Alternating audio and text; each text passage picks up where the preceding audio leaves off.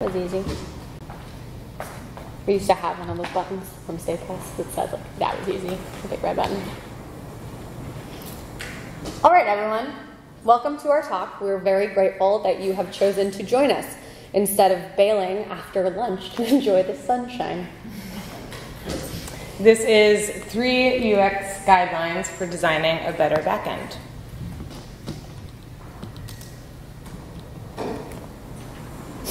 I no longer have control over my screen.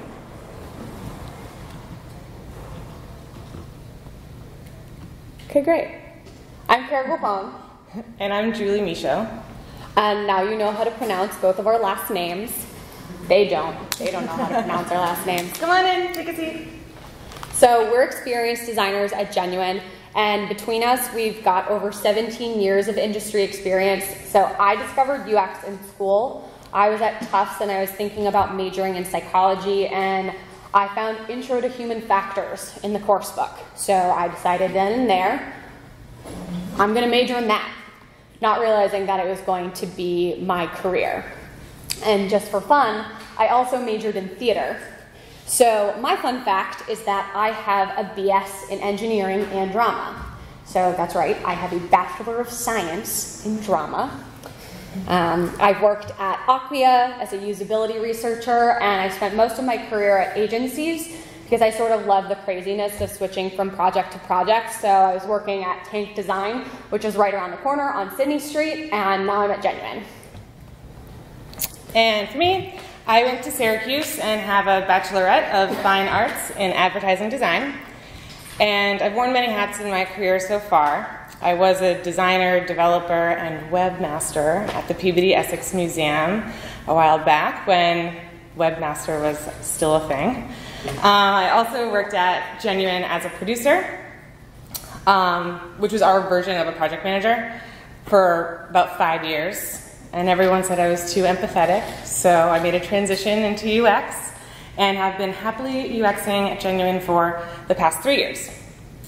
So about Genuine, Genuine is a full-service digital marketing agency. And as UX designers at Genuine, we do a lot of work creating really large enterprise websites. So instead of working on like in-house projects or product UX, we work directly with clients. So we're big nerds about detailed design and documentation, and basically we're just trying to make the internet a better place. Okay, so we know everyone who's in the room. How many of you, show of hands, how many of you are designers or UXers? Oh, me. Yeah. How many of you are developers? Quite a few. Not surprising at Design for Drupal. Are any of you clients who have hired agencies? Good, so we won't offend anyone. Well, we won't offend you because you're also a developer. And then don't raise your hand if you're uncomfortable with group participation. Okay, cool. Okay, perfect. So when we're thinking about a typical website project, whether it's waterfall or agile, we do both. At Genuine, it sort of depends on the client's needs, but we're doing our research, we review competitors, we're discussing customer needs and talking to stakeholders. So at our agency, we work through wireframes to establish structure and hierarchy, and then we actually work with visual designers to apply the brand and elevate the designs, and then we work with development to build it. So in the end, you've got a beautiful design system. So first, I'm going to thank Airbnb for unknowingly lending me their careers website for this example. I just stumbled upon it, and I think it's a pretty great component system. So we've all been there. We've created something beautiful, and we've finally built it, and the website has been handed off. And then this fear sets in. What is the client going to do to the poor site? We've handed over our baby only to find out that everything has gone horribly wrong. The titles are too long, they aren't following photography guidelines, they've actually physically broken the layout. Elements are totally inconsistent, and I'm looking at it and I'm about to have a panic attack. But really, we build websites on CMS platforms so that clients can edit and add content. So why are we so afraid to let them? There's clearly a breakdown in the handoff. We spend months discussing and documenting customer needs and front-end usability, but have we done our due diligence really planning for the back-end authoring experience? We have all these different methods for collecting all these user needs. Why aren't we doing this for our clients too? Ultimately, everyone here wants to make things that humans can actually use. So we're here to talk about how we can apply some UX thinking to the content authoring experiences to make more usable systems for our clients. In this session, our clients are the users. So first, a little bit about UX, just to level set. We've mentioned all these documents and activities that we typically do for any given project. They're probably familiar to a lot of you already, but we want to take a second to look at them at a really high level. Yes, that's a lot of things. That's a lot of activities. In a dream world, we would be able to do all of these for all of our projects, but in reality, sometimes we only have time or budget to do some of them. In order to build a framework for a website, as it relates to today's talk, a few of these activities stand out. So a sitemap is a diagram showing the structure and hierarchy of a website. We organize content into logical sections, so every piece of content has a home and it's easy for users to find. And then complementing the sitemap, we build taxonomies to create a common language and group similar pieces of content within the larger system. We leverage taxonomies for filtering systems, personalization, labeling, all to help users explore related content. Now, a persona is a representation of a type of user, and the goal of the persona is to understand the differences between users. So we want to know their pain points, their motivators, thought processes, and goals.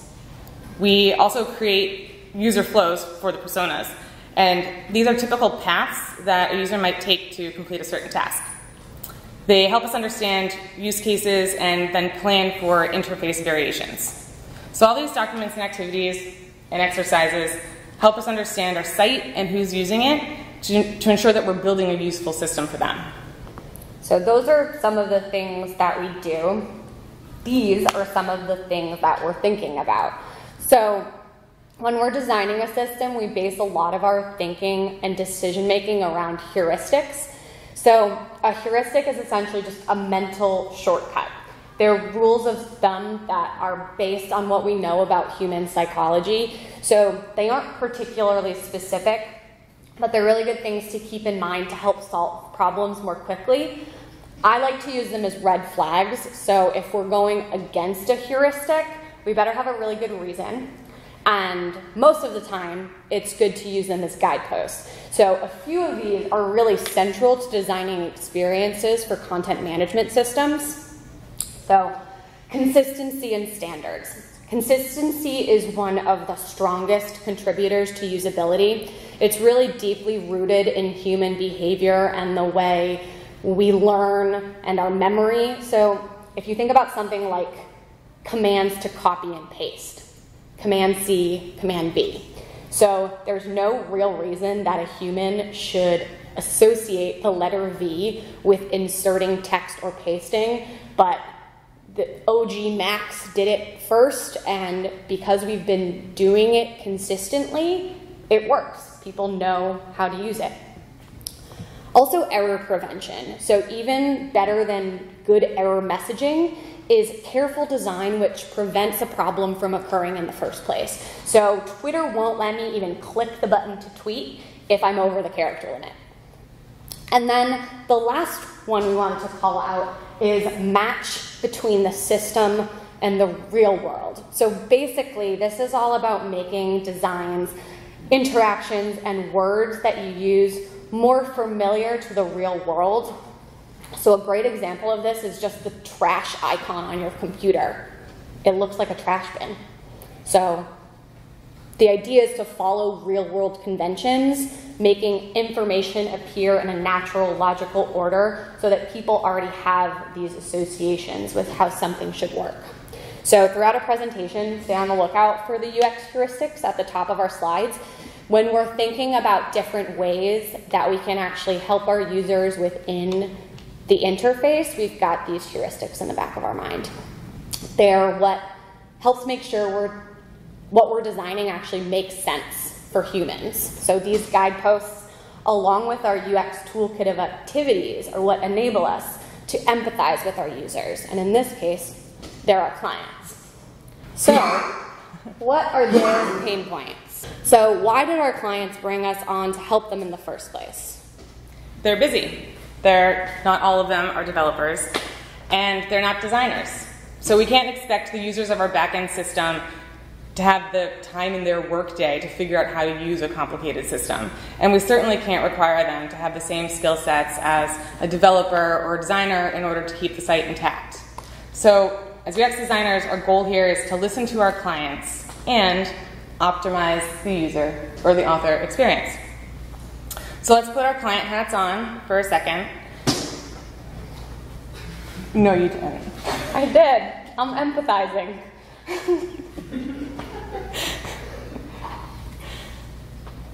So when I log in, there's just so much going on back here. Help me find what I need.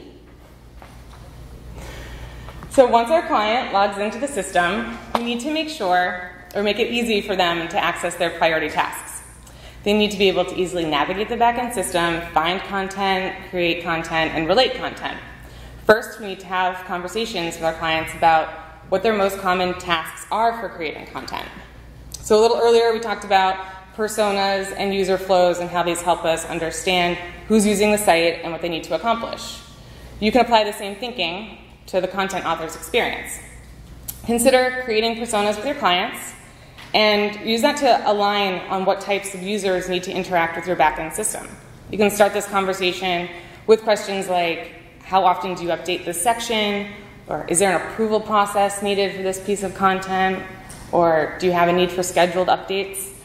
Well, those types of questions will get everyone on the same page, and will give you a place to start. So having this conversation might unearth very different goals for users of the backend system.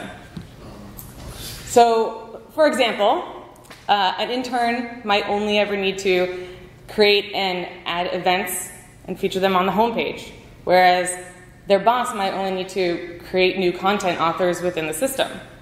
These are very different user goals, so we need to think about accommodating those users differently. In the example of the intern who's adding a new event, we'll imagine they've logged into the system and now they need to figure out where and how to create the new event page. So to help our intern focus, we want to reduce visual clutter and noise that might be distracting from their primary task.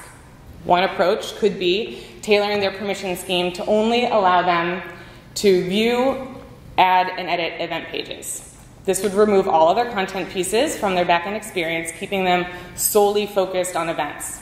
But this might also become too restricting if their daily activities change.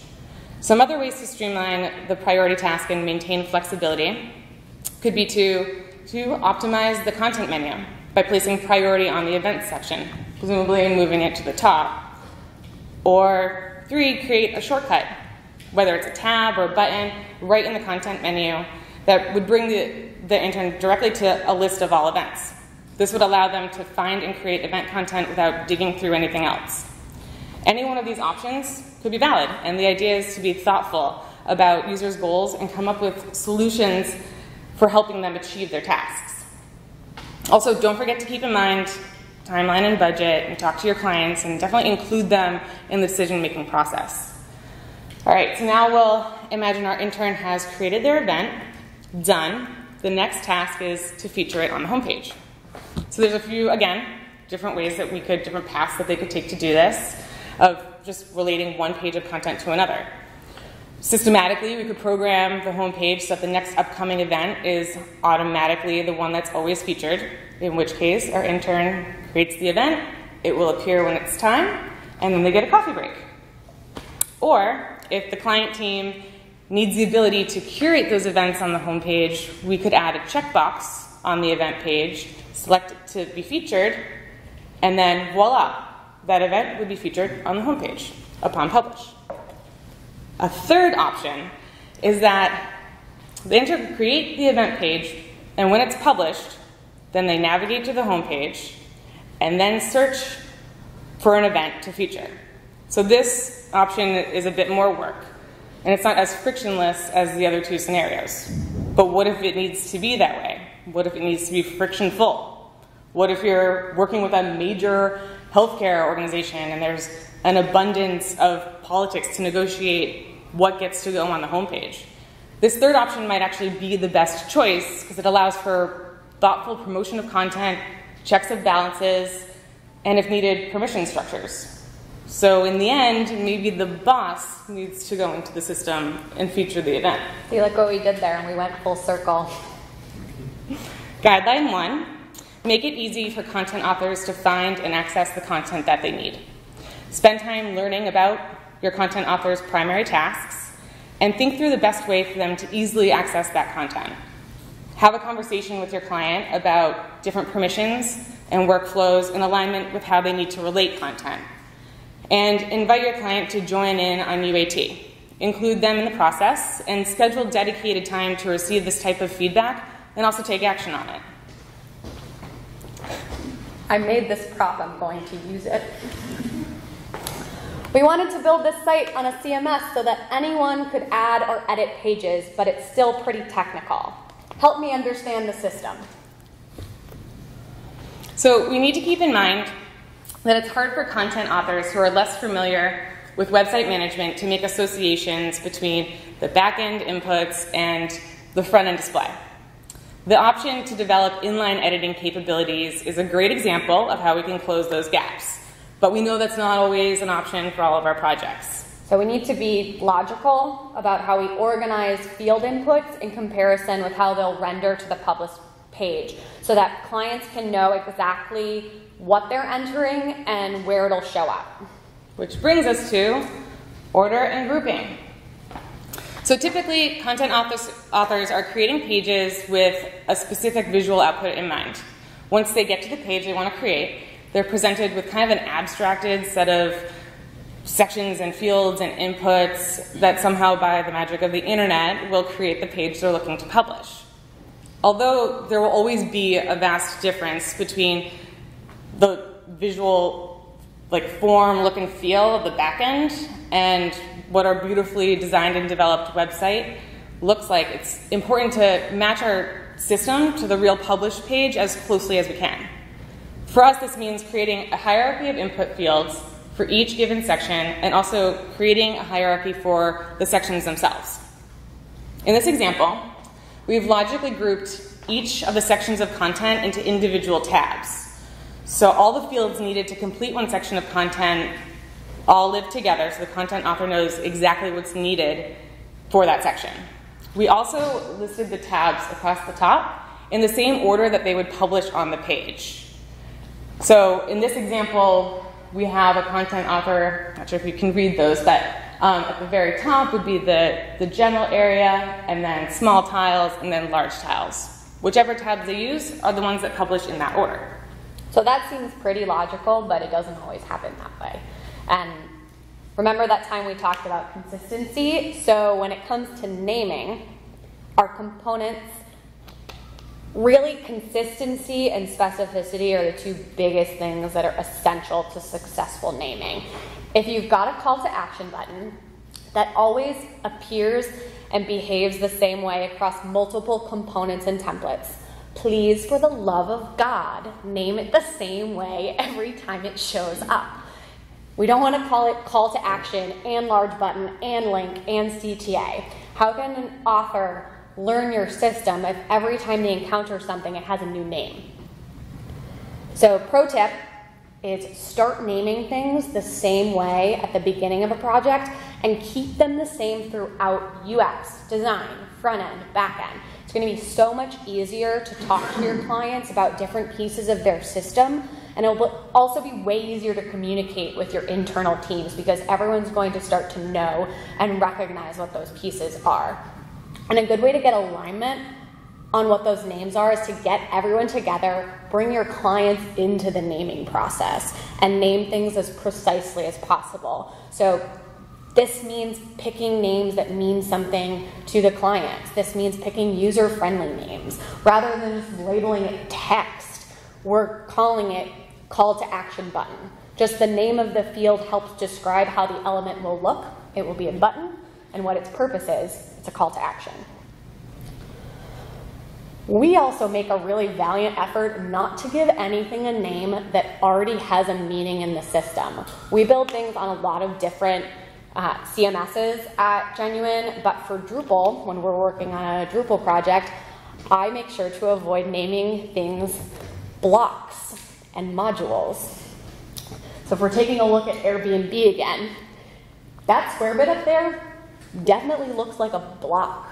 If we're just talking about like English language, that's a block. But it could also be a tile, and if I name it that, I'll avoid unnecessary confusion when I'm talking to the backend team, because a block already means something to them. It already has a very specific definition in their system. So when we're naming and labeling, it becomes this balancing act of being specific enough and also being consistent, so we can use the same components again and again in different places for various content needs. But when component names are too generic, it's more difficult for users to really understand the context. So when in doubt, add help text.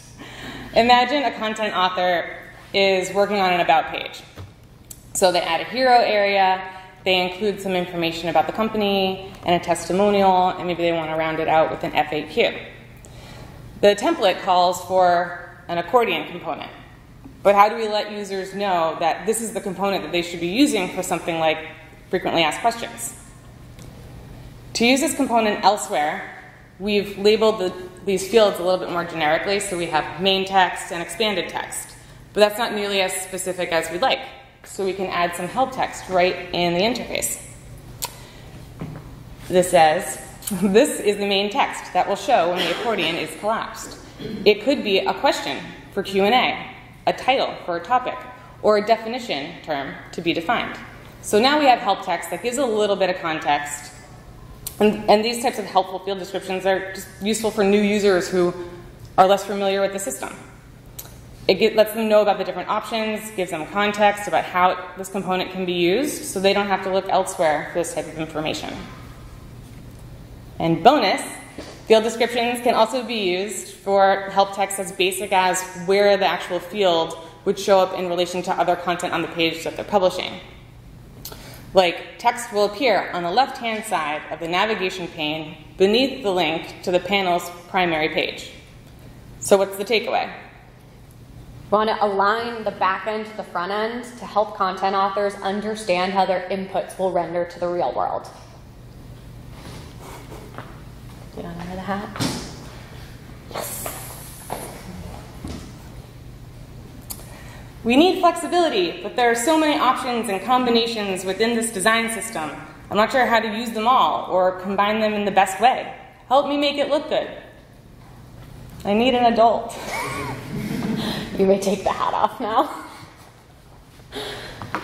So, we get paid to be designers because we have the experience and skills that enable us to make good design choices. We're able to put together structures and aesthetics that actually communicate something. They have a hierarchy, they look good, they're usable. But if the client was expected to be a designer, they wouldn't have hired one. So they need help and guidance to use these new designs appropriately. And they might not know right away which component or layout best fits what they're trying to say. They might have no idea how much copy to write or how to break it up and put it in the right layouts. And they might need help trying to put all of the pieces together in a good order. So what are some things we can think about to bake this type of guidance directly into the CMS? So all of these next few tactics center around this notion of systematic flexibility. It's like my favorite catchphrase. This first idea is all about giving users control and freedom while also ensuring consistency. So if we're building websites with templates, we're already well on our way to doing that because authors can create news articles, or they can create landing pages, or they can create product pages that already have certain options established for them. So we can actually take this a step further within each template to give authors a set of options and show them some inherent order. We could establish required fields. So this example is from an actual client project. I've been working with them for a little over 2 years, and one of our big initiatives right now is to expand the options that the options that they have within their ecosystem. So if we're taking a look at the product page, when we established requirements with them, they wanted to communicate some really specific things about their products, and strategically, they wanted these pages to be consistent across all of their products. So for this template, each section is fixed. Most of the sections are optional, but when you enter the content, it always shows up in the same order. So they don't have to worry about getting the correct flow. And when authors are creating totally new pages, it also guides them on how to structure their content. Just the ideas of how to break it up might give them some ideas about content they can be creating. It's new for the pages. But if we look at their landing pages, those are architected in a totally different way. So these landing pages here essentially have a header and a footer, and the in-between can have as much or as little as the client needs and in what order suits their content and story. And then if we go even a step further, in order to use certain components, you've got to include certain elements. So maybe for one, you need a title and a visual to actually use it. In order to use the accordion component in the system, you've got to publish something in the collapsed view and the expanded view, because otherwise that component doesn't make any sense.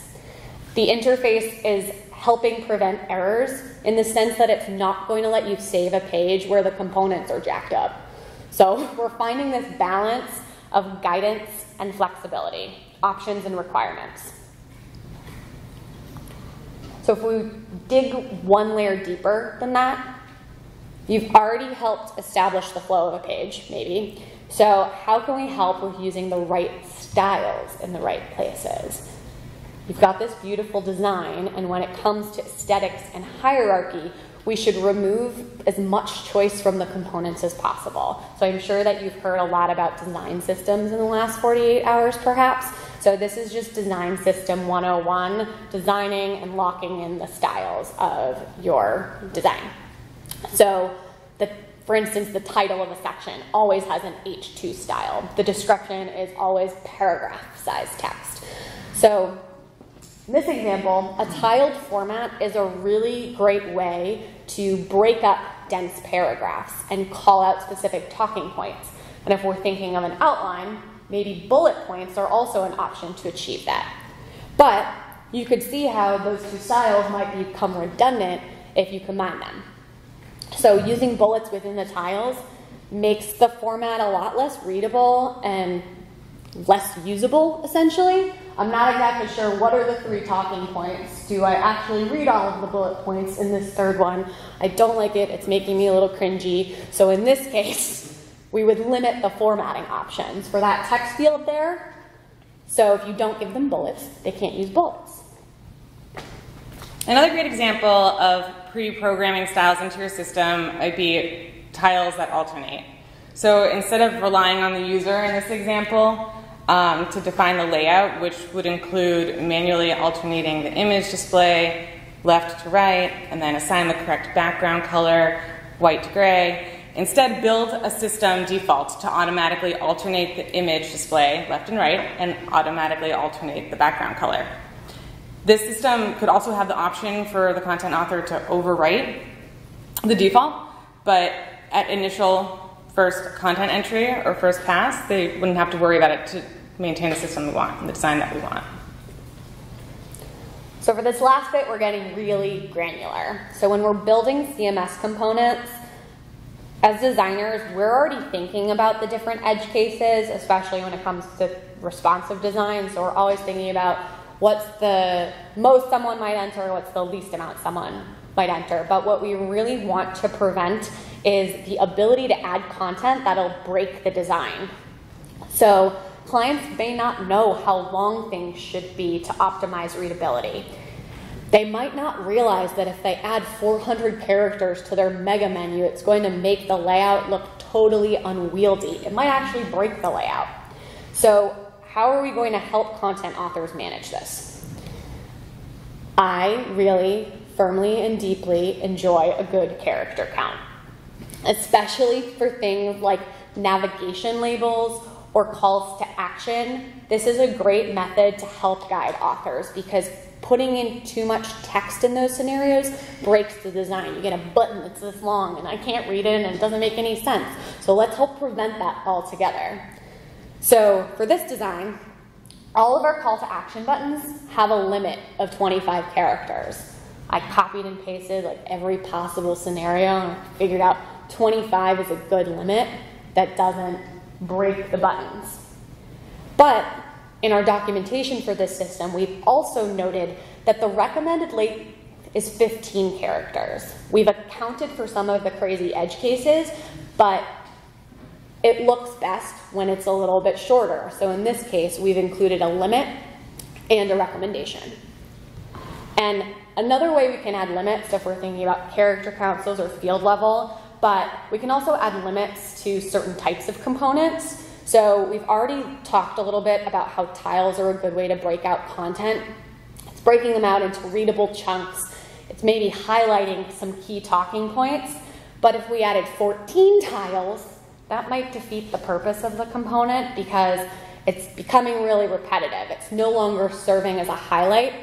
I've sort of become blind to the style of it. It's like ad blindness. So let's consider adding a maximum. Maybe our normal use case is a nice 3 across, but for different use cases, maybe they need some more. So within the system, I can add up to 6.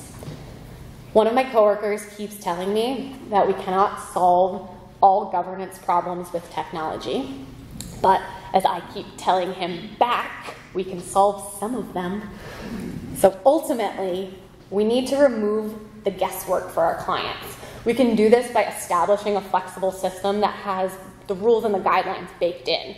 So clients will have all the tools they need in their toolkit and also understand a little bit more when and how to use them.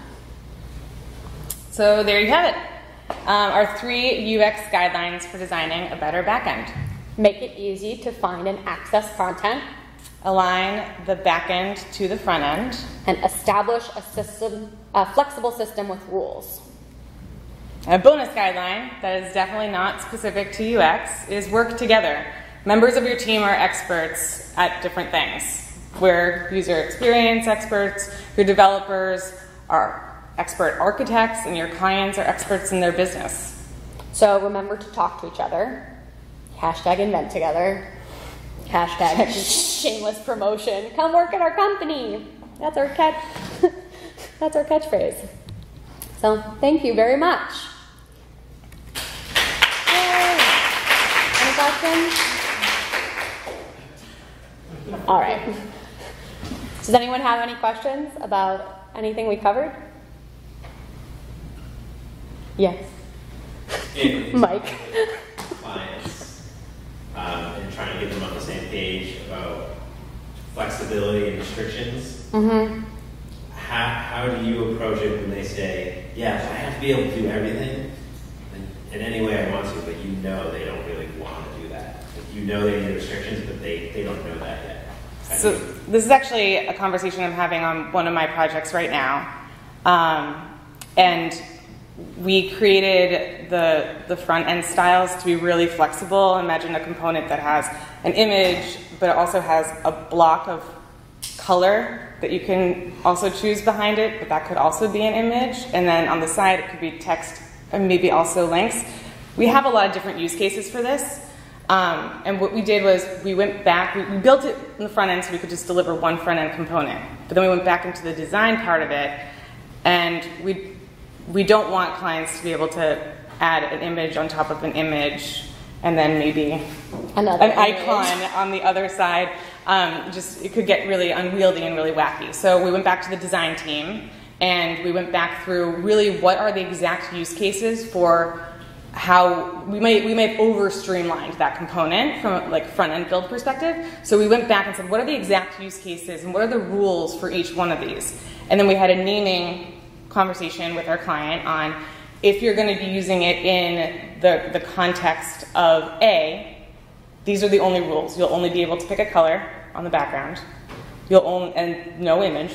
and you'll only be allowed to add text, for example, and then a different use case and a different use case. So we really tightened up that design system and showing them the variations and working with them on naming the variations. They appreciated that there's a specific design system, rule and need for this component in different ways and how it should be used. Now they feel more comfortable using the CMS, and they know that it's going to look as intended. Yeah, I think also a big piece of it can just be the education element of it. We'll go back and cite some different articles about why you need white space and why it maybe shouldn't be like that. It can also be frequently helpful to show them exactly what they're asking for versus, so this is exactly what you're asking for. Here's another option that we think meets those needs that is a little bit more usable and user-friendly. So comparing them is frequently a good option. And yeah, what we did is we actually showed them in design how crazy it could look, because they said we need to be able to do all these things. And we were like, this is gonna get wild. Let's show you. And we actually showed them an example of, yeah, we never want anyone to be able to go into CMS and publish that. So giving a visual example, which only takes 15 minutes of a designer's time, usually, to just swap out and make it look crazy, even if it's not. Oh yeah, you saw I can make things look bad, like real quick. So, all right. Yeah. Any other questions? Did we answer everything you ever wanted to know about UX? Is everyone just super excited for Summer Friday? Yeah, us too. All right. Thank you for joining. Yeah, come, if you have any more questions, if anything occurs to you while you're packing up, feel free to come down and talk to us. All right. Oh yeah, and we have some resources as well. So these are some resources we enjoy. We especially love Nielsen Norman Group. They have a lot of really good research. UX Magazine and UX Collective. And then specifically, they give a lot more definition around the 10 usability heuristics for user interface design. So check them out. All right. Thanks, everyone.